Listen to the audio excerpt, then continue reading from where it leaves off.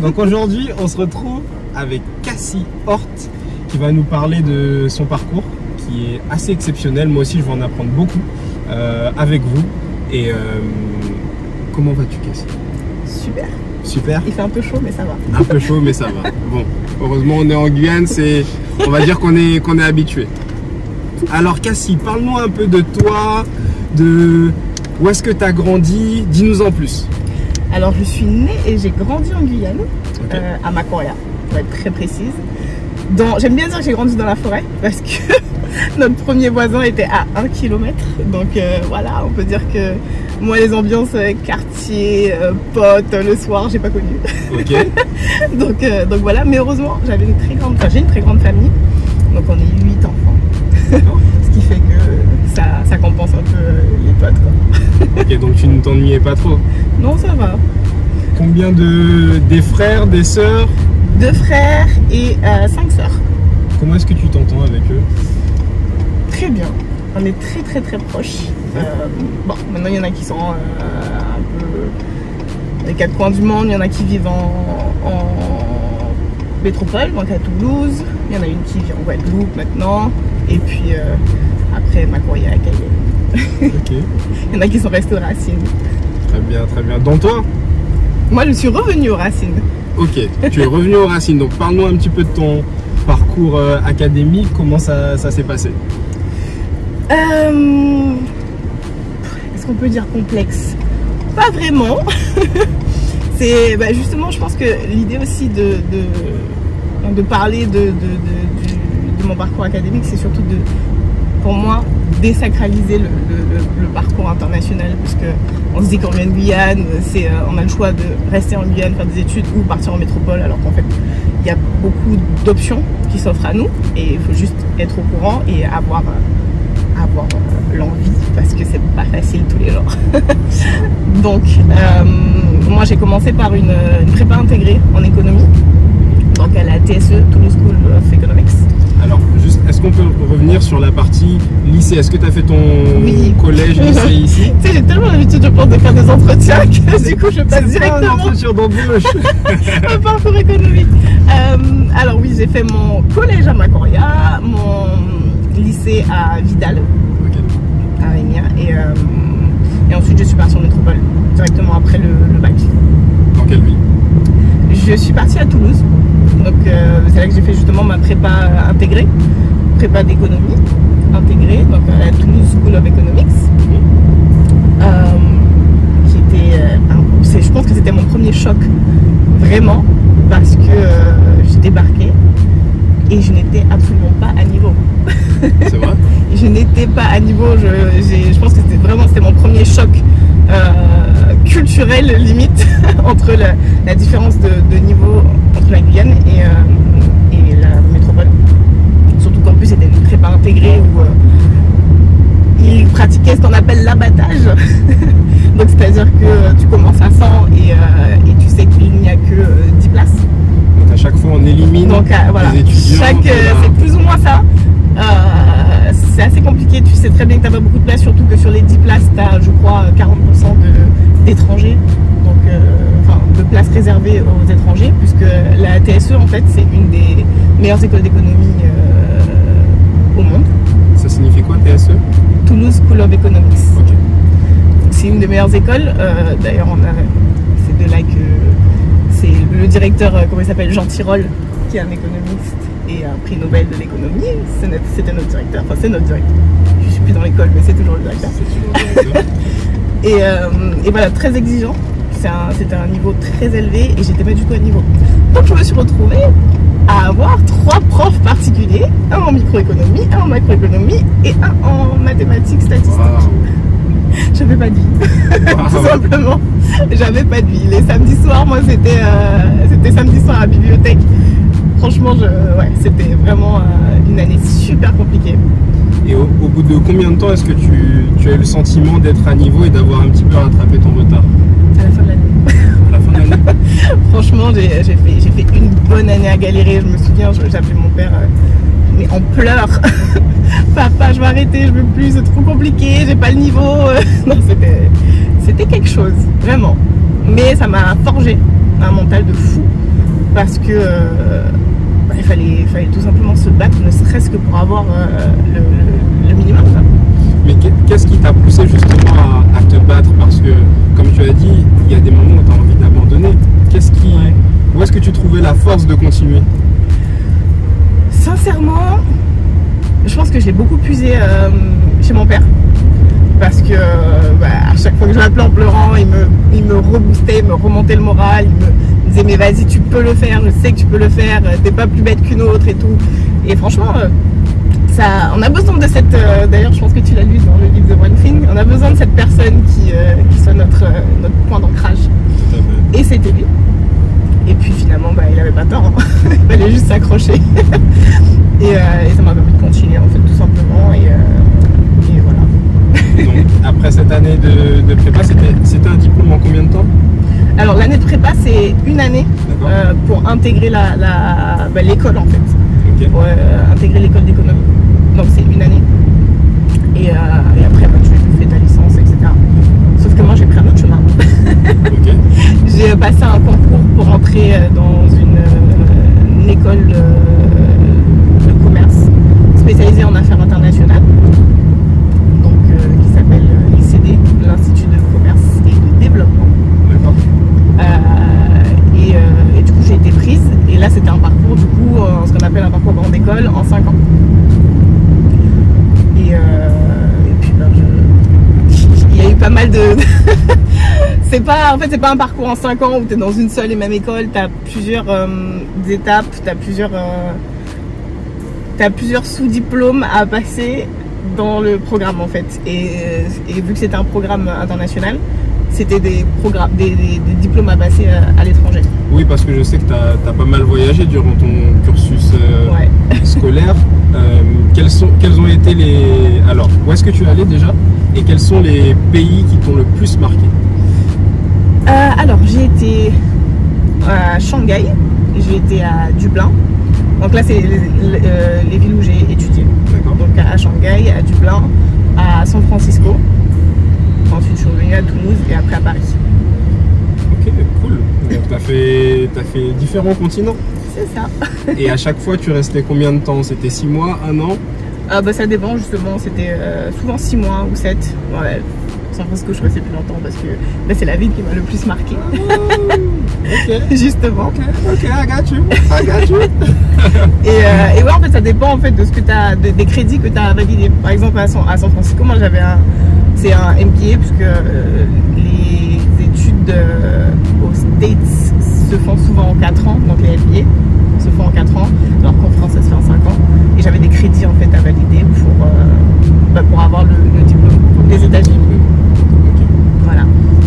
Et donc. Et le pays qui m'a le plus marqué, c'est les États-Unis. C'est les États-Unis. Pourquoi? Pour tellement de choses.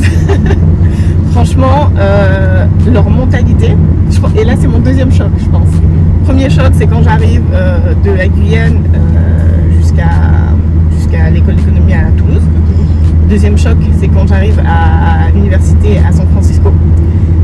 Où là, tu penses que t'es pas nul, tu vois. Tu te dis, bon, ça va. Mentalité médiocre, entre guillemets. Et t'arrives et t'es confronté à la mentalité d'excellence des Américains.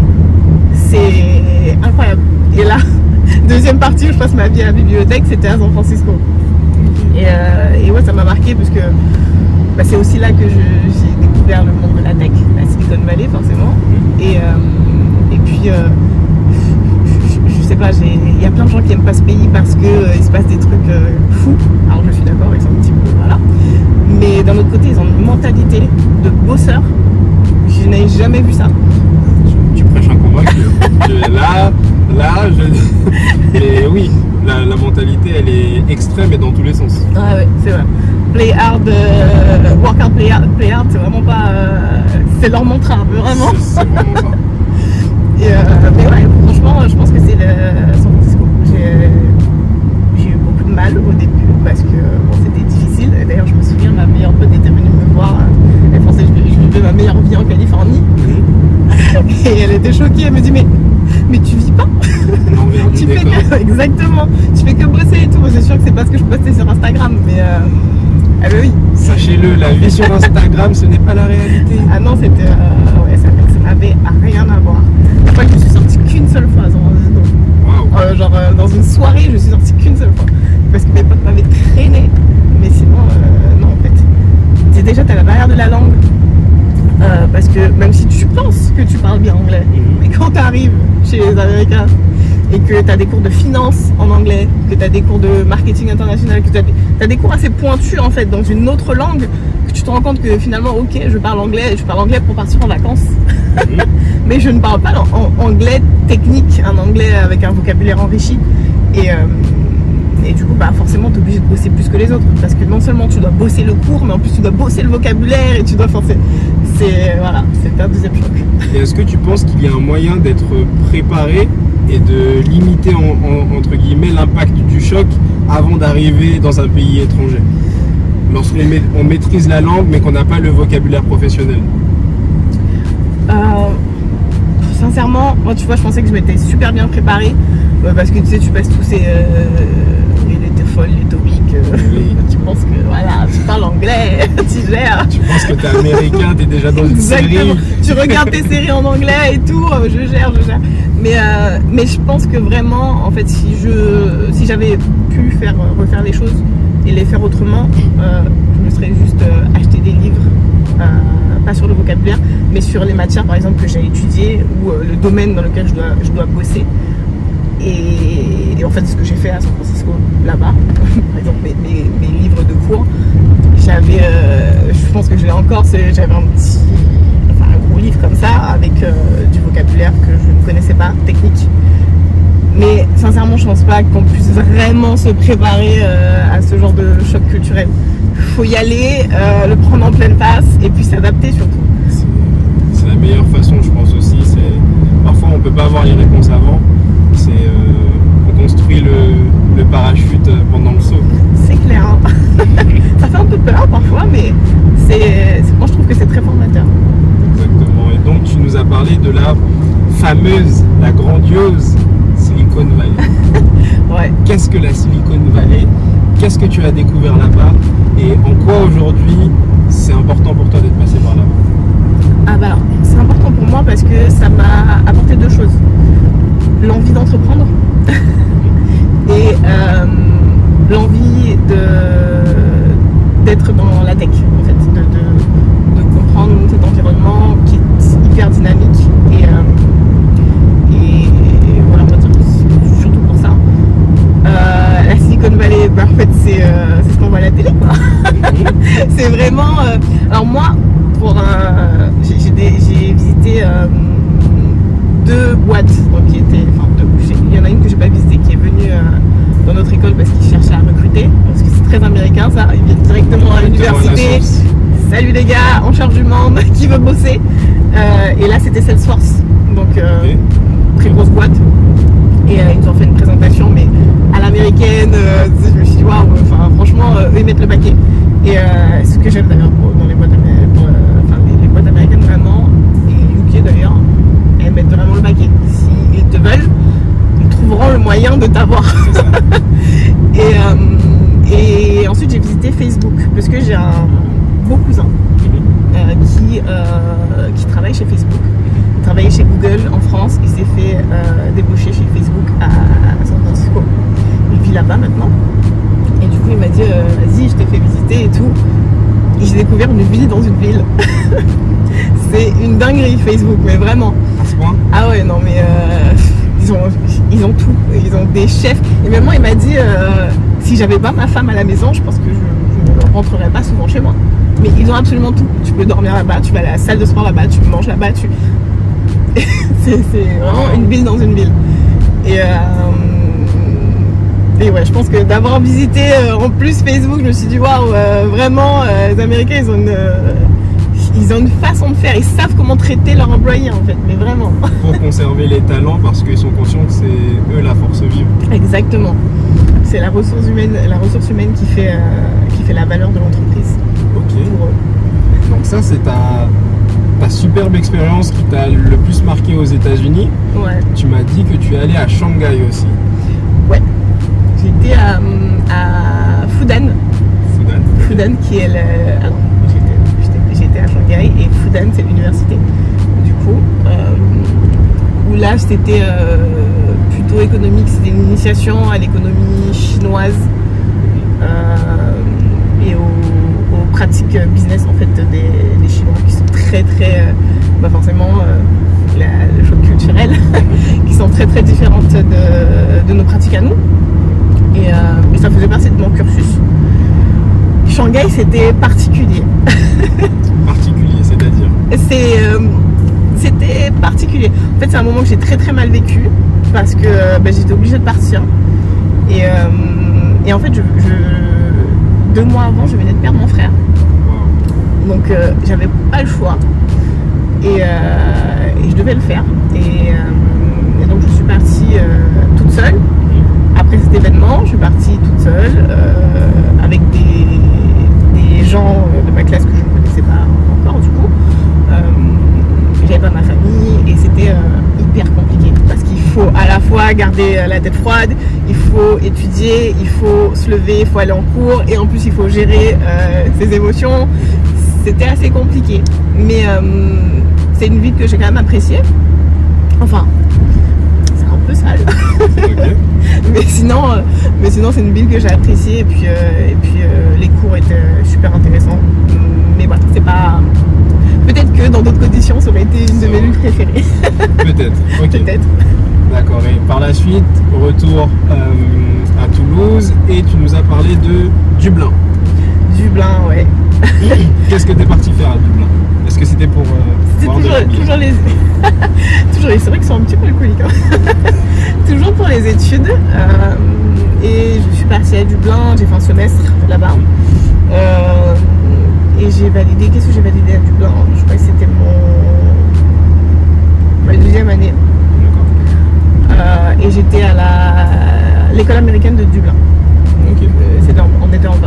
Notre école était en partenariat avec l'école américaine de Dublin et super intéressant. J'ai pas apprécié la ville plus que ça parce qu'en fait je n'aime pas du tout le froid. C'était vraiment intéressant parce que du coup c'est la première fois que j'étais un peu confrontée à la mentalité européenne, un peu anglaise sur UK, etc. Et donc c'était un peu, je dirais pas un choc culturel, mais disons qu'ils aiment bien faire la fête, ils aiment bien, ils sont détentes, on va dire ça comme ça. Mais ils bossent et non, c'était super intéressant. On avait des projets, c'est là que j'ai mené mes premiers projets associatifs et on avait des projets qui étaient super intéressants. On bossait avec des boîtes de là-bas et des boîtes françaises qui s'implantaient du coup à Dublin. Et nous à ce moment-là c'était Free qui essayait de s'implanter à Dublin et donc on bossait. Free l'opérateur téléphonique. Ouais, Free l'opérateur téléphonique. Okay. Et donc on s'est fait exploiter. Comme dans toutes les écoles. D'accord, au moins c'est clair, c'est net. On a bossé gratos. Mais c'était aussi super formateur. Et à partir de quel moment tu rentres dans le monde du travail? Alors je suis rentrée dans le monde du travail en alternance. Okay. Donc quand je suis revenue, c'était juste après San Francisco, parce qu'en fait je ne l'ai pas donné dans le bon ordre. Mais c'était juste après San Francisco du coup. Et donc là je fais mon alternance. Parce que, comme je t'ai dit, le MBA aux États-Unis c'est 4 ans, mais nous c'est 5 ans. C'est 5 ans. Donc j'avais encore mon année de spécialisation. J'ai fait en alternance et là j'ai bossé pour 2 boîtes. Un cabinet de recrutement. Okay. Donc d'ailleurs ça m'a bien aidé pour la suite parce que j'ai un peu vu comment ça fonctionne, comment se font chasser les gens et ce qu'il y a à mettre sur ton LinkedIn pour pouvoir être trouvé facilement. Elle nous fera une masterclass par la suite. Véridique, j'ai une amie qui cherchait un boulot et elle ne trouvait pas. Je lui ai dit mais est-ce que tu utilises LinkedIn? Et c'était à Paris. Et elle me dit non pas trop, mais il n'y a pas trop d'offres sur LinkedIn. Je lui ai dit quoi? Pardon? À Paris? Attends. Du coup je lui ai répété tout sans LinkedIn. La semaine d'après, elle a eu 4 boîtes qui l'ont contacté.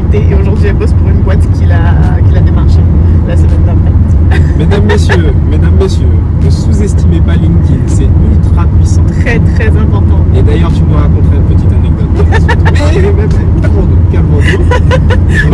Et revenons au sujet. Donc l'alternance dans une boîte RH et dans une seconde boîte qui était une licorne, ça c'est vraiment la première fois que je bosse dans la tech du coup à ce moment-là. C'est une licorne française qui s'appelle Weberness, qui d'ailleurs à la base avait été démarchée par Sequoia Investment, qui est l'un des plus gros investisseurs de la Silicon Valley. Et ils devaient établir leur siège à San Francisco au moment où moi j'ai commencé à bosser pour eux, et finalement ils sont restés à Paris, heureusement pour moi. et du coup j'ai fait mon alternance avec eux. D'accord. Et donc c'est la première fois que je bosse dans la tech à ce moment-là. Et donc qu'est-ce que tu faisais? Alors j'étais business développeur. Donc concrètement, c'est un peu compliqué parce que tu as plusieurs types de business développeurs et moi j'étais plus business développeur manager de compte. Donc c'est-à-dire que nous on avait une plateforme, donc ce qu'on vendait c'était une plateforme qui déjà dans la tech, souvent ce sont des plateformes qui facilitent des processus qui existent déjà. Donc nous on facilitait les processus de déménagement pour tout ce qui est paperasse à travers une plateforme. Pour faire très simple. et moi je bossais du coup avec les agents immobiliers et l'idée en fait c'était de les former sur les plateformes, leur expliquer comment ça fonctionne, créer des modules qui leur conviennent et manager en fait toute cette petite clique d'agences immobilières. Ok. C'était ma première expérience. Ça a été ta première expérience. Et par la suite? Alors, c'est un peu compliqué parce que par la suite, je suis partie en Guyane. Ah. Par la suite, je suis partie en Guyane et alors, tu sais, les histoires de cœur. Non, je ne sais pas. Je ne sais pas. En fait, j'ai choisi de suivre mon compagnon de l'époque. Sauf que je voulais continuer à bosser dans la tech. Mais en Guyane, c'est un peu compliqué. Donc, ce qui fait que j'ai accepté un poste chez Digicel Business à l'époque, qui n'avait absolument rien à voir avec ce que j'avais fait auparavant ou ce que j'avais étudié. Mais je pense que j'ai été aussi confrontée à ce que beaucoup de jeunes qui reviennent au pays,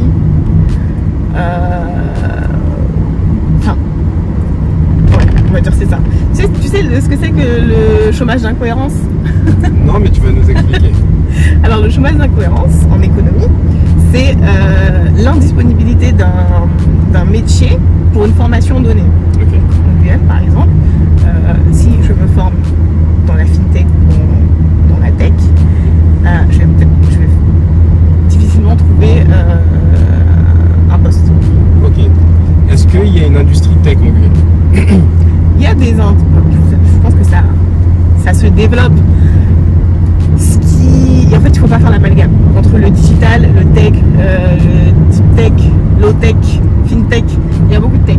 Ok, donc faisons déjà juste la distinction entre digital et tech. Ouais. Alors digital, tous les processus qui vont pouvoir être effectués sur une plateforme, sur un device. Sur un appareil. Voilà, sur un appareil. Merci. Sur un appareil, donc ça peut être n'importe quoi. Ça, c'est digitalisé. Par exemple, le fait d'envoyer un document et de le faire signer digitalement. E-sign par exemple. E-sign. Ce genre de choses, c'est digitalisé. Google Drive, on sera sur du digital. Alors Google Big Tech. Google, c'est le mauvais exemple. C'est un très mauvais exemple. Google, c'est l'un des algorithmes les plus puissants au monde. C'est un monde à part. Google, c'est un monde à part. Mais d'ailleurs, toutes les big tech, c'est un monde à part. Mais non, en fait, la tech, ça va vraiment être tout ce qui est prendre un processus qui peut être déjà existant ou à créer et c'est pas forcément le digitaliser, mais un peu. C'est là que c'est un peu complexe parce qu'on parle de digitalisation, mais c'est pas simplement signer un document. Donc la tech, alors il peut y avoir digital sans tech, mais il ne peut pas y avoir tech sans digital. Si je comprends bien. Il ne peut pas y avoir tech sans digital, ça c'est sûr. Ok. Alors, sauf si on parle de robotisation ou quoi, ça c'est des deep tech. Oui. Donc, tout ce que, enfin, deep tech, tout ce qui est robotisation, tout ce qui est machine learning, tout ce qui est intelligence artificielle, algorithme, etc. Ça c'est des deep tech. Des processus complexes qui vont régler des problèmes complexes. Voilà. Et tech, c'est vraiment tout ce qui est technologie et souvent il y a un terme devant. Donc par exemple, en Guyane, je sais qu'il y a une food tech. Enfin, je pense que tout le monde sait qu'il y a une food tech qui s'appelle Allo Jeffrey, qui est en fait digitaliser le processus de commande chez les commerçants, chez les restaurateurs. Là, je pense que là on est clair. Là, tout le monde comprend. Tout le monde comprend. Food tech, Allo Jeffrey, c'est le food tech. Voilà. FinTech, par exemple, c'est finance technologique. Et voilà, en fait, c'est vraiment prendre des processus, soit existants, soit à créer, qui vont être décomplexifiés grâce à la technologie. Et donc, est-ce qu'il y a des fintech en Guyane? Non. D'accord. Je pose la question en connaissance de cause parce que, en l'occurrence, ton domaine c'est la fintech. C'est ça. Qu'est-ce que la fintech? La fintech, alors du coup, je vais expliquer à 2 secondes. La finance technologique. Donc, tu m'as dit explique-le de façon simple. Okay. C'est vraiment compliqué parce que tu sais, les termes sont déjà compliqués de base. Imaginons qu'on explique ce que tu fais à un enfant de 5 ans. Parce que moi je suis un enfant de 5 ans et j'ai besoin de comprendre. Je suis pas sûr qu'on comprenne. Mais bon, pour essayer de faire simple. Donc la fintech, finance technologique. C'est tous les processus bancaires qui vont être optimisés par de la technologie. Que ce soit de la deep tech, donc tout ce qui va être intelligence artificielle, machine learning, etc. Ou que ce soit de la low tech. Low tech, ce sont des processus qui existent déjà qu'on va juste améliorer. Airbnb, par exemple, c'est une low tech. Et voilà, donc ça peut être du crowdfunding, ça peut être de la crypto-monnaie, ça peut être... en fait, il y a tellement de domaines dans la fintech. Donc, par exemple, est-ce que une plateforme de financement de crowdfunding, financement participatif, ouais. Est-ce que c'est considéré comme de la fintech? C'est considéré comme de la fintech, oui, maintenant. Ok, super. Ça fait combien de temps que tu travailles dans ce domaine? De la fintech? Oui. Alors ça fait... Dans la tech de façon générale. Alors, dans la tech, ça fait 3-4 ans. Dans la fintech, ça fait un peu moins d'1 an. Ok. C'est ce qui m'a fait changer en fait. C'est qu'une fois, ce qui est bien dans la tech, c'est que tu bouges très facilement, très rapidement. Mais se spécialiser, c'est un peu plus compliqué. Quand j'ai eu l'occasion de rentrer chez Revolut. Donc tu as travaillé chez Revolut. J'ai été. Voilà. Ok. Et alors, c'est quelque chose qu'on ne dit pas forcément, mais dans la tech, c'est malheureux, mais il y a très peu de femmes. Pourquoi? Il y a très peu de femmes, effectivement. Parce que ce sont des... Et je pense qu'encore plus dans la fintech, parce que déjà dans la finance, il y a très peu de femmes. Alors, dans la finance technologique, c'est pareil du coup. Mais dans la tech en général, il y a très peu de femmes. Ça se démocratise un peu plus. Mais je ne saurais te dire pourquoi. C'est vrai que c'est un domaine très masculin. Il y a beaucoup d'hommes. C'est très mathématique aussi. Donc... pourquoi les femmes ne savent pas compter? Bien sûr que si. Mais disons que c'est pas forcément un domaine... déjà, c'est pas un domaine dont on parle souvent. Moi, j'ai déjà parlé à des amis ici qui ne savaient pas forcément ce que c'était de la fintech ou même leur expliquer ne serait-ce qu'un algorithme. Et déjà, surtout en Guyane, c'est pas un domaine dont on parle, tout simplement. Je pense pas que, en tout cas moi, il y a 8 ans, il y a 10 ans, c'est pas un domaine vers lequel on m'orientait. C'est pas quelque chose dont on parlait dans les forums. Et déjà, je pense que le vrai problème vient de là. Et après, ben, je ne saurais pas te dire vraiment pourquoi il y a moins d'hommes que il y a moins de femmes que d'hommes. Mais c'est un fait. C'est un fait. Est-ce que tu t'es déjà senti mal à l'aise oui, mal à l'aise, étant donné que tu étais en minorité? Ça m'est déjà arrivé. Okay. Souvent. Non, ça m'est déjà arrivé et là je suis super contente parce que chez Revolut on a embauché des filles dans ma team, donc c'est vraiment cool. Mais tu veux, par exemple, ma boîte juste avant qui s'appelait On Top, qui c'était aussi de la fintech, mais dans tout ce qui est processus de paiement. J'étais la seule manager femme. Et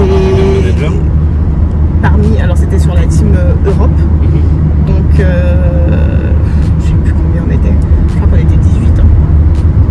Je pense qu'on était, ouais, un peu moins de 20, je saurais, ouais.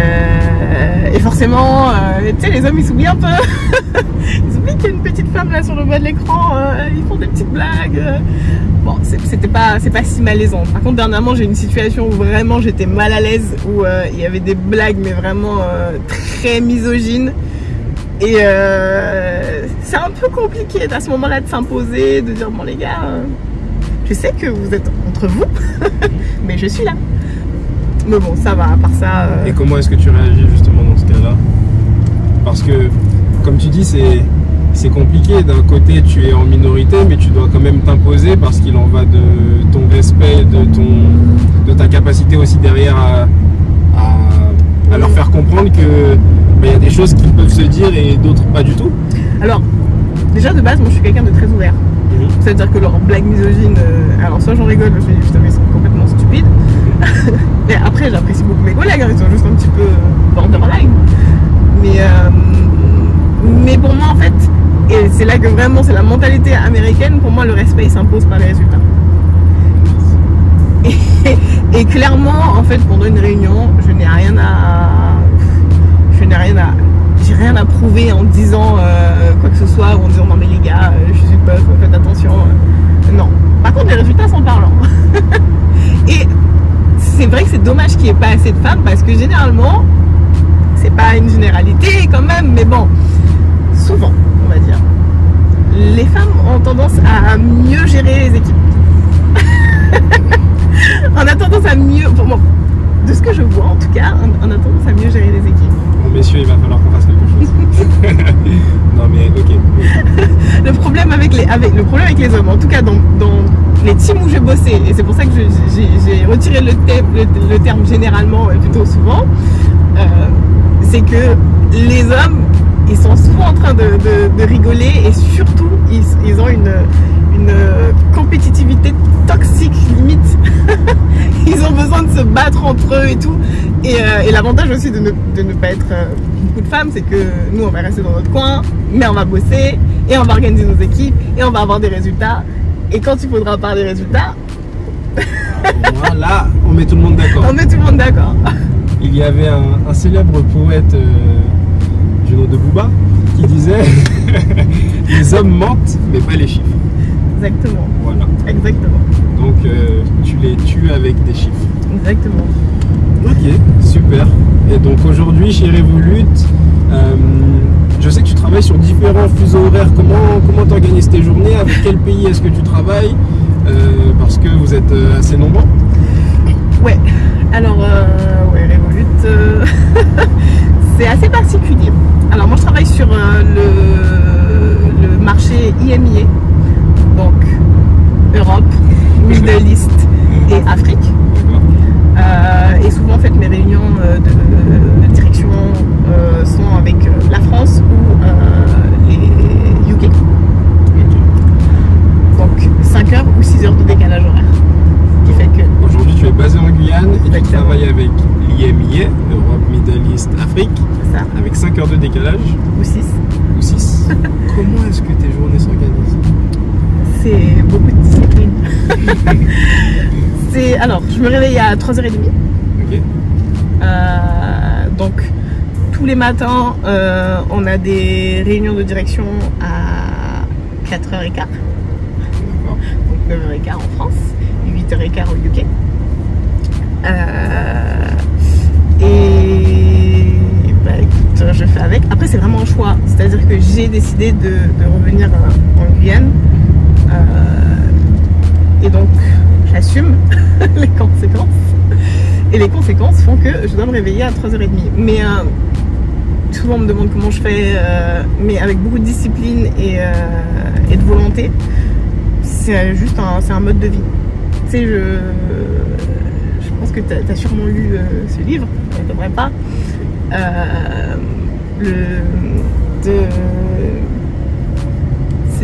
C'est de Morning Miracle.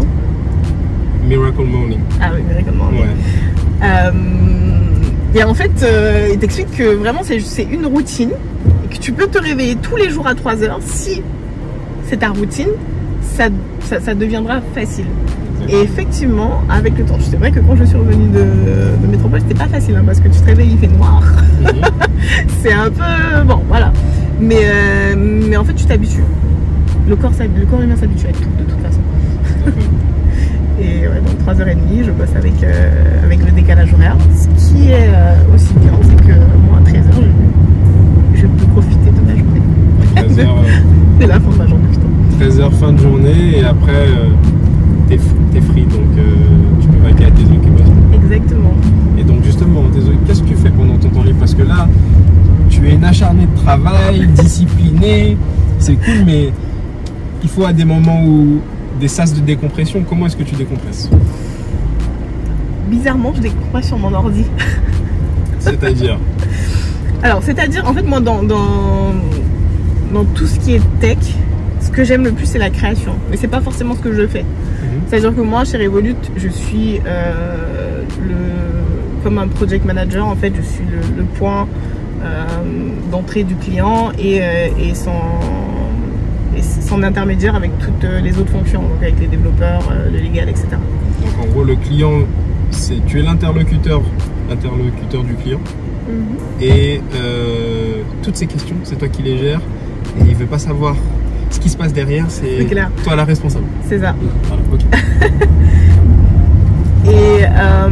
Et donc du coup, bah, forcément, c'est beaucoup de problèmes. C'est aussi souvent très intéressant parce que bah, tu découvres des trucs. Tu te dis waouh, mais alors j'ai pas le droit de citer des clients, mais tu as des grands noms qui font des opérations. Parfois tu te poses des questions, mais tu apprends à optimiser des processus fiscaux, ce genre de choses, et c'est super intéressant. Mais finalement, moi je suis pas dans la création, et ce que j'aime vraiment, c'est créer. Et donc, comment je décompresse, c'est que je crée. Soit des plateformes, soit des sites, soit des... Je suis souvent sur mon ordi. Okay. Mon ordi, c'est ma relation toxique. C'est ta relation toxique. Clairement. Ok. Donc, H24 sur un ordi. Bon, je vais au sport aussi parfois. Voilà, je sais pas leur mentir, il ne faut pas. Je mens pas, des fois je peux pas dire je décompresse au sport parce que des fois j'ai pas envie d'y aller, donc... Oui, mais c'est humain, c'est normal, on reste des humains. Mais ouais, je vais au sport quand même, je sors, j'aime bien marcher sur la plage aussi, souvent je vais promener le chien de mon père, avec mon père d'ailleurs. Et ça c'est un avantage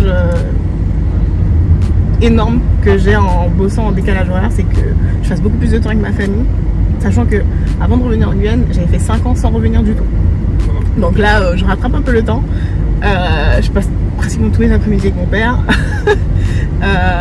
Et puis je profite un peu du pays, quoi.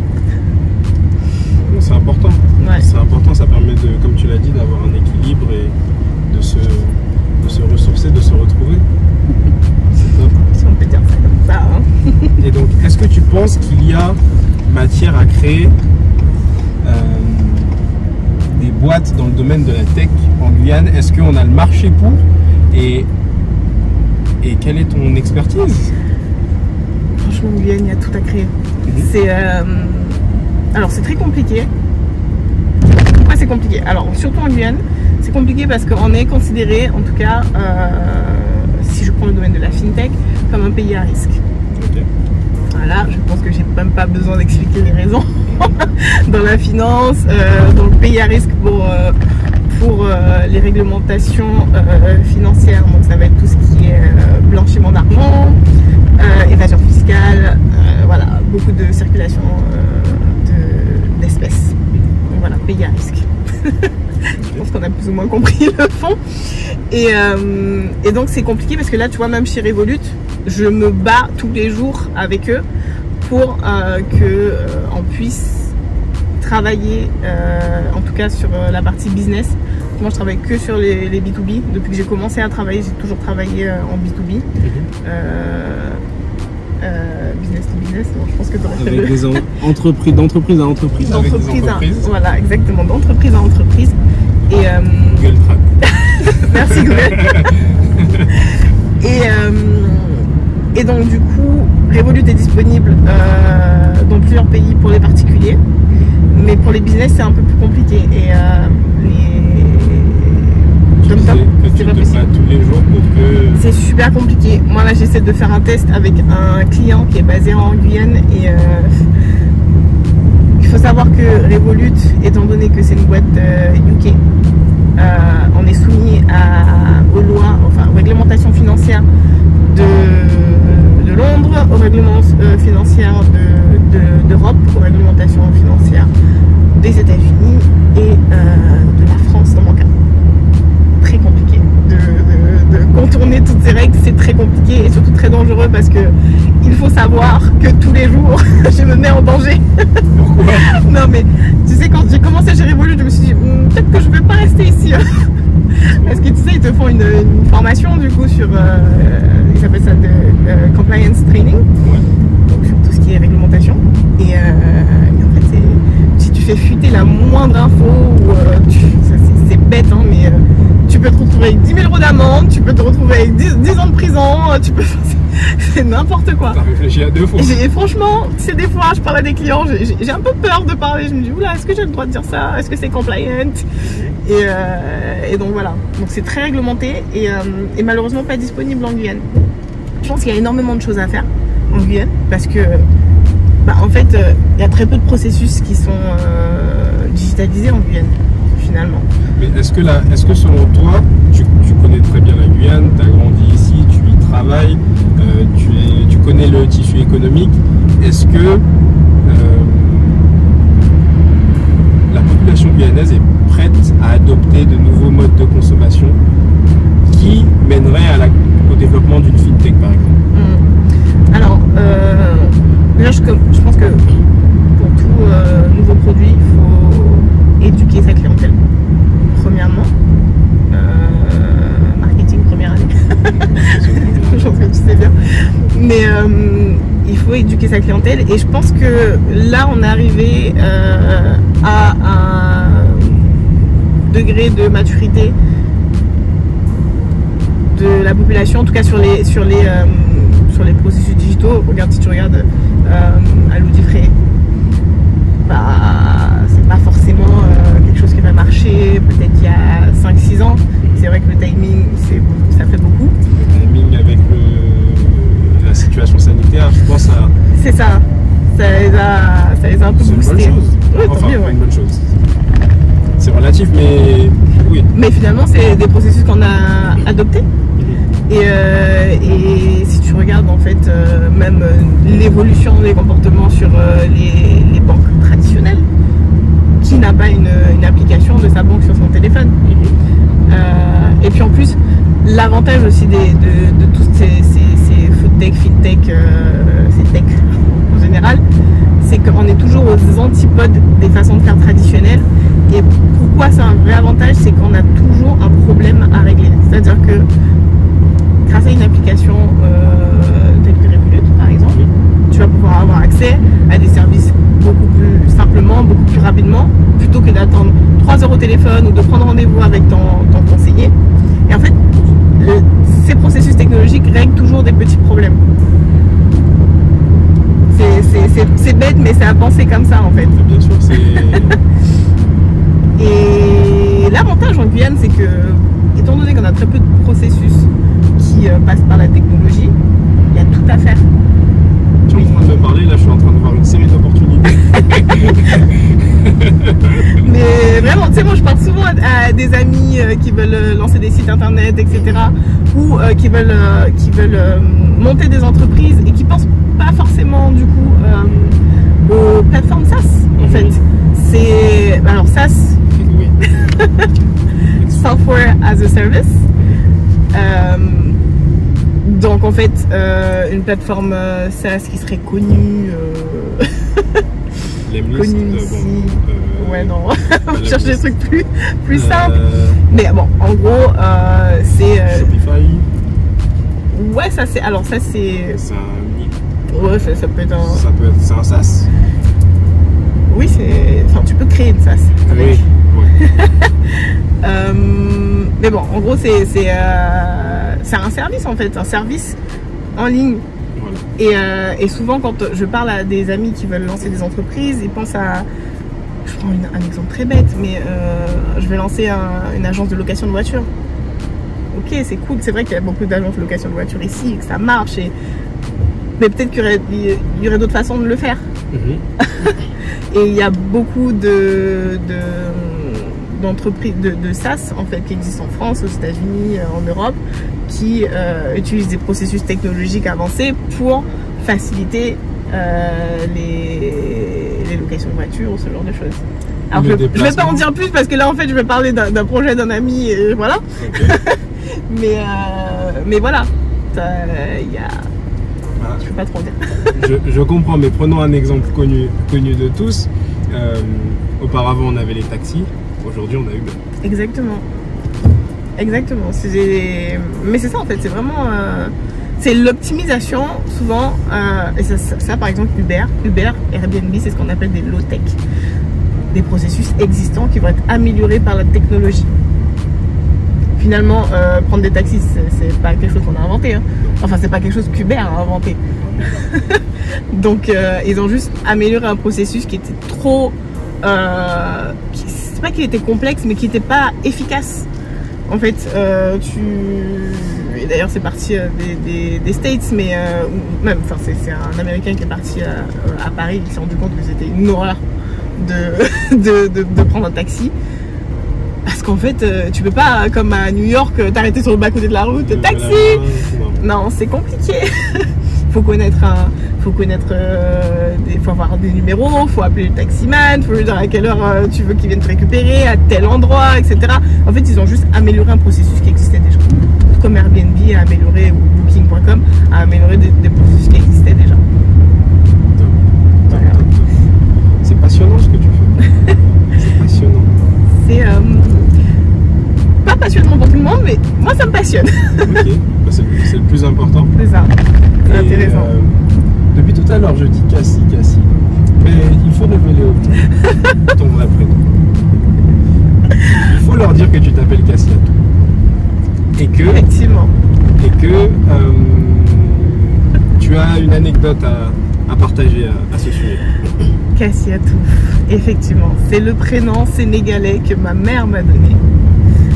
Parce qu'il faut savoir que ma mère est née, alors ma mère est guyanaise, mais elle est née à Kaolack. Voilà. Kaolack, c'est au Sénégal. Okay. Elle est née à Kaolack au Sénégal et elle y a vécu 20 ans. Donc elle parle très bien le Wolof. Voilà, c'est ma mère, elle a la culture africaine. D'ailleurs, elle nous a appris des plats africains. Enfin voilà, je n'ai jamais été en Afrique, j'ai jamais été au Sénégal. C'est vraiment quelque chose que j'aimerais faire. Et je porte un prénom sénégalais. Cassiatou. Cassiatou. Et l'anecdote en question, c'est ce que je te disais tout à l'heure, c'est que j'ai dû changer mon prénom pour trouver du boulot. Parce que malheureusement, mes premiers boulots, c'était en France. Et ça m'est arrivé d'ailleurs pour des locations aussi. Mais bon, c'est un autre sujet. Et en fait, je cherchais une alternance à ce moment-là. Donc bon, j'avais pas non plus énormément d'expérience. J'avais pas toutes les clés en main, on va dire. si ce n'est mon diplôme. Mais bon, il y a énormément de diplômés qui ont plus ou moins le même parcours que moi. Donc, et c'est pour ça que je te dis qu'il faut absolument désacraliser le parcours international en Guyane, puisque c'est accessible à tous. Et je sortais pas forcément du lot, et en plus j'avais un prénom africain. Je n'ai eu aucun retour. Et j'ai envoyé des masses de CV pour trouver une alternance, aucun retour. Et j'ai un ami qui a eu, donc qui a 10 ans de plus que moi, qui vit à Paris depuis, voilà, peut-être 20 ans. Et il m'a dit, mais tu devrais essayer de mettre Cassie sur ton CV, Cassie Hort.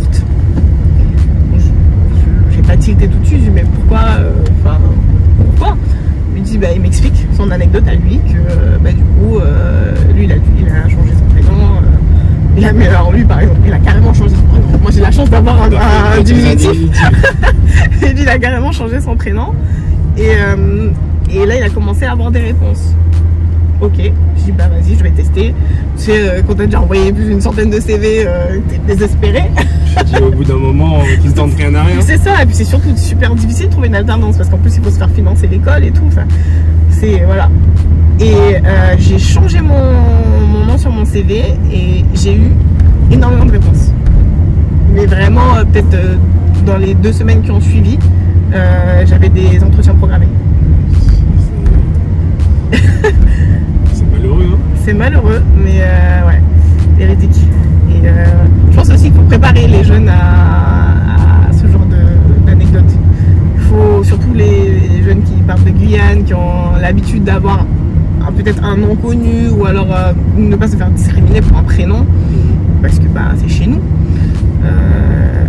Quand tu arrives en métropole, t'es confronté à énormément de sujets, que ce soit la différence de niveau, que ce soit le racisme. C'est voilà.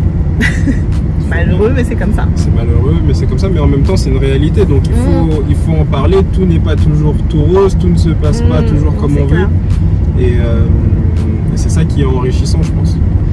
C'est ça, je pense que ouais. Alors moi franchement je sais pas comment on prépare les jeunes aujourd'hui, parce que bah, si je raconte ça, enfin c'était il y a, je sais pas, mon alternance c'était il y a 6 ans je pense.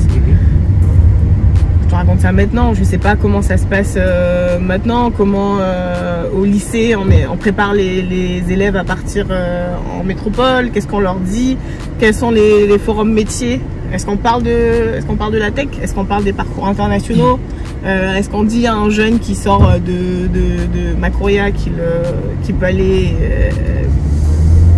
étudier à San Francisco et travailler à San Francisco s'il veut, je ne sais pas. Mais en tout cas, je pense que c'est un vrai sujet. Je pense que c'est un vrai sujet. Je pense qu'il faut parler davantage de la tech parce que déjà, je trouve ça intéressant. Après, chacun sa sensibilité. Deuxième chose, c'est des métiers d'avenir. Oui, clairement. Troisième chose, on va pas se mentir. Il y a du cash dans la tech. Ah, ça c'est clair. Il y a du cash dans la tech et c'est des métiers utiles. Ouais, c'est des métiers où tu te fais démarcher mais tout le temps pour des boulots. Il n'y a pas de pénurie sur. Après, je sais pas, peut-être que la prochaine crise nous montrera que. Mais j'y crois pas. Franchement, et d'ailleurs, je pense même que la crise du Covid a encore plus renforcé ces domaines-là en fait, puisque tout a dû être digitalisé, on a tous les processus déjà existants sans passer par la tech. Enfin, je pense pas que ce soit un métier des métiers qui disparaîtront. Et tu disais que, alors, il y a toujours du travail, et justement tu as un profil qui suscite des convoitises. Tu es très demandé, on veut régulièrement te débaucher. Est-ce que tu peux nous en dire un peu plus sur ça? LinkedIn. LinkedIn, on revient sur LinkedIn. Ouais. Alors, déjà, il faut poser les bases dans la tech. Les chasseurs de tête, ils ne dorment jamais. C'est vraiment, tu te fais chasser, mais H24. Je pense que si dans la semaine, je reçois moins de 3 offres, c'est bizarre. Par semaine, tu reçois au minimum 3 offres d'emploi. Ouais. par semaine minimum. Et franchement, je dis vraiment pas ça pour me la péter, comme on m'a déjà fait les remarques sur mon Instagram. Non, mais c'est que moi, quand je ne travaillais pas dans la tech, je n'avais aucune idée que c'était un domaine qui bougeait autant. Et que en fait c'est limite normal de changer, de se faire débaucher tous les 6 mois, de changer tous les 7 mois, allez, 1 an et demi. Moi j'ai un ami, il est arrivé véridique, il est arrivé à 220K par an en faisant des gaps de salaire. C'est-à-dire en se faisant débaucher. 6 figures. Exactement. C'est bien. Et ouais, en plus les salaires commencent bien. On va dire ça comme ça. Les salaires commencent pas à 6 figures. Comment tu peux expliquer ça, 6 figures? 100 000. 100K, ouais. Voilà, 100 000. Alors ça va dépendre de plusieurs choses. Donc déjà ton niveau, est-ce que tu es junior, est-ce que tu es senior ou director? Donc ça va dépendre de ton nombre d'années en fait, degré d'expérience, ouais, exactement. Et du boulot. Alors, si tu es dans le développement, tu es un dieu. Okay. Clairement, si tu es dans le développement, tu es un dieu, tu te fais démarcher toutes les 5 secondes. Je pense pire que mon profil. Après, moi, je suis account exec. Donc, les EI, concrètement, c'est nous qui faisons rentrer l'argent. Okay. Parce qu'on fait rentrer les projets. Donc, account exec, en fonction de la boîte. Mais si tu es chez un éditeur de logiciels, et d'ailleurs je vais voir que la fintech encore plus, mais si tu es chez un éditeur de logiciels, tu peux facilement commencer à 80K. Okay. Et ça c'est... Entry level. Pas donner mon salaire non plus, mais c'est ouais, vraiment entry level et c'est sur des profils juniors. Okay. Donc voilà. Après, alors moi j'ai toujours, pour les éditeurs de logiciels, j'ai toujours bossé chez des Américains ou des Anglais. Ils payent très bien, mieux que les Français, parce que comme je t'ai dit, c'est vraiment la ressource humaine qui pour eux fait la valeur de l'entreprise. Donc ils n'ont pas peur de mettre les moyens. Par contre, derrière, il y a une pression qui est phénoménale. On n'a jamais rien sans rien. Ah ça, vraiment le système américain sur la méritocratie, c'est pas une blague. Tu vas être très bien payé. Par contre, je veux tant chaque année, je veux tant chaque mois, je veux tant. Et voilà. Mais bon, écoute, ça va avec. Hein, ça va avec et tu vois, ça me conforte dans mon idée que les mentalités sont complètement différentes entre les États-Unis et l'Europe. Tu vois, tu n'as eu aucun problème à aborder des données chiffrées. Parce que ce n'est pas tabou en soi. En soi, c'est pas tabou, mais bon, ça c'est un autre débat. Je m'égare. Bref. Je vois exactement ce que tu veux dire, surtout parce qu'on m'a fait la remarque dernièrement. Mais ça, tu vois, pour moi, c'est un problème. Et je pense que tu es dans le sujet parce que moi, si je suis lycéenne et que je veux m'orienter vers un métier, j'aimerais bien qu'on me dise mais tu sais, dans la tech, les salaires commencent à 80K. Tu te fais démarcher tout le temps pour bosser dans de nouvelles boîtes. Il n'y a pas de pénurie. En fait, j'aimerais bien qu'on me donne ces données-là. Parce que je vais aller étudier un truc, ok, peut-être que ça me plaît, je suis même pas sûre. Parce que, évidemment, la personne que tu étais quand tu avais 19 ans, que tu as commencé tes études, n'est pas la même que quand tu as 30 ans et que tu as plus d'expérience. Donc tu n'es pas vraiment sûr du domaine dans lequel tu vas t'engager. Mais j'aimerais quand même avoir ce genre de données. Moi, je les ai pas eu. Hein. Moi, franchement, je suis rentrée dans la tech par une opportunité de dingue que je pouvais pas laisser passer chez un éditeur de logiciels américain. Mais je n'avais aucune idée des salaires dans la tech. Je suis rentrée là, je me suis dit mais ce sont des ouf. Et puis en plus, j'ai commencé dans la tech par une... alors, chez la Licorne, j'étais en alternance, la Licorne française. Mais en plus, c'était les startups. Donc forcément, ils mettent, surtout les Français, ils mettent pas tout de suite l'argent dans les salaires. Donc bon, c'était pas le sujet. Mais du coup, quand j'ai commencé à travailler pour les ricains, là, je me suis dit, ah ouais, eux, ils sont... Mais tout est décomplexé. Hein. Mais vraiment. C'est... tu exploses tes chiffres, on t'emmène aux Bahamas, tout est payé, enfin c'est... vois, c'est important ça, parce que ici, on va dire qu'en Europe, en France et en Guyane, l'argent c'est tabou, mais qu'on le veuille ou non, l'argent aujourd'hui c'est important. C'est important, et c'est important d'avoir ces données-là lorsqu'on débute un parcours professionnel. Ça ne doit pas être le seul élément qu'on prend en compte, mais ça fait partie des éléments qui sont très importants. C'est sûr, c'est sûr. C'est sûr que c'est pas le seul élément à prendre en compte, mais moi je te dis, je me mets à la place d'un jeune surtout. J'ai été dans la tech parce que c'est quelque chose qui me plaisait, mais peut-être que si quand j'étais au lycée en Guyane, qu'on m'avait fait un forum, d'ailleurs j'ai une très mauvaise anecdote sur les forums métiers en Guyane quand j'étais plus jeune. On m'avait fait un forum, on m'a expliqué ce que c'est que ces métiers-là dont on ne parle pas forcément en Guyane et qui, ok, ne sont pas disponibles ici, mais que tu peux très facilement exercer ailleurs. Peut-être que je me serais orientée directement vers ça. Et si tu avais découvert les salaires, tu aurais aimé la tech beaucoup plus tôt. Voilà, je ne suis pas vénale. Non, mais clairement, je suis d'accord avec toi. Mais moi, je pense que, enfin, j'ai pas. Après, c'est peut-être parce que j'ai bossé que pour des boîtes où vraiment les chiffres. C'est, moi, je suis dans une boîte où tu vois les salaires de tout le monde, tu vois les chiffres de tout le monde, trimestriels. Enfin, c'est très anglophone, ça, c'est affiché dans la boîte. Il y a une transparence, mais on a ce qu'on appelle un president club. Les meilleurs en fait sont au club des présidents, entre guillemets, donc qui ont les plus gros salaires, qui ont les plus gros avantages, qui ont mais vraiment tout est très transparent. Il n'y a pas tu sais ce moment très gênant dans la boîte française où tu dis tu touches combien toi? Bah pourquoi tu sors ton salaire? Il n'y a pas ce moment gênant en fait. D'ailleurs t'as même pas besoin de le demander puisque c'est carrément affiché. C'est voilà, tu vois les commissions de chacun par rapport au chiffre d'affaires, et en fait c'est vraiment, de toute façon, c'est le système de méritocratie. C'est-à-dire que si ce mec là il touche 40 000 € plus que toi, c'est parce que regarde tes chiffres. Voilà. Tu vois, il n'y a pas de, c'est vraiment pas un sujet tabou. Et j'avoue que j'ai un peu du mal encore avec j'ai un peu de mal avec cette mentalité, mais bon écoute, c'est pas grave, hein, c'est comme ça. C'est comme ça. Ok.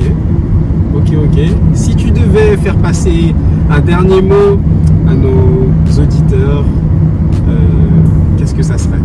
Et si tu devais... À nos éditeurs, alors on parle aux jeunes ou on parle aux... on parle... Pourquoi tu veux parler qu'aux jeunes? Parce que... C'est vrai que 60% de la population en Guyane a moins de 25 ans, mais il n'y a pas que des Guyanais qui nous regardent. Ah ouais? Oups. Si j'avais un message à faire passer... Concernant la tech, par exemple. Et concernant le parcours professionnel en tant que jeune guyanaise. Alors, concernant le parcours professionnel en tant que jeune guyanaise, je pense que c'est vraiment ce que je disais au début.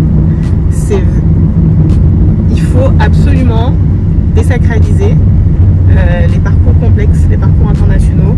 Il faut absolument les désacraliser dans le sens où il ne faut pas se dire que comme je viens de tel ou tel pays, d'ailleurs ça peut pas que la Guyane, hein, peut-être la Martinique, la Guadeloupe, il faut se dire mais si j'ai envie de faire tel ou tel métier, ou si j'ai envie de partir dans tel ou tel pays, c'est tout à fait possible. Il faut juste bien se renseigner et le faire en fait. C'est pas... moi je te dis, je pense que ce qui m'a mis le plus mal à l'aise quand tu m'as posé la question est-ce que je veux bien raconter mon parcours, c'est que pour moi, j'ai pas un parcours exceptionnel. C'est que pour moi, en fait, moi mon CV, tu le mets dans une pile de CV à Paris. Il y en a plein des CV comme ça. Il y en a plein.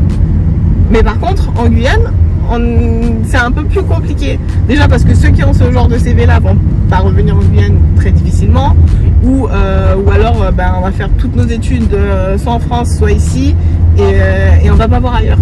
Et ça c'est trop dommage en fait. Il faut vraiment s'ouvrir à d'autres horizons, façon de penser, façon d'étudier. métier, façon de travailler. Et vraiment, moi je pense que, comme je t'ai dit, ce qui m'a le plus formé, c'est de voir la mentalité des Américains, d'excellence, mais vraiment, tu te dis waouh, enfin, je suis à côté de la plaque. Et sinon sur la tech en général, franchement, pour moi c'est des métiers d'avenir, c'est des métiers qui sont hyper passionnants. Et après moi j'ai parlé de mon cœur de métier à moi, un peu plus de la fintech, mais il y a beaucoup de domaines dans la technologie. Il y a énormément de domaines et il y a aussi énormément de métiers. Tu peux être mathématicien, tu peux entraîner des algorithmes, tu peux créer des algorithmes. Enfin, voilà, il faut vraiment avoir un niveau supérieur. Tu peux être commercial, tu peux être chef de projet, tu peux être designer, tu peux faire énormément de choses dans la tech. Et il faut juste un peu plus se renseigner. Et je pense que vraiment c'est des métiers d'avenir qui sont hyper passionnants et qui méritent d'être dans des forums. Eh ben, tu sais quoi, je pense que tu pourras être la voix de la tech dans les prochains forums en Guyane. Mais d'ailleurs, j'ai vu qu'il y a une filiale French Tech ici. Bien sûr, il y a la French Tech, il y a la Guyane Tech. Ils sont de plus en plus actifs et il faudra que tu aies une connexion. On va gérer ça. Je te fais confiance. On va gérer ça. Ok. Bon merci d'avoir partagé avec nous, merci pour ce moment, j'ai beaucoup appris, j'espère que vous aussi. Et on dit à Cassie à très vite, vu qu'elle va créer une grosse industrie tech Guyane.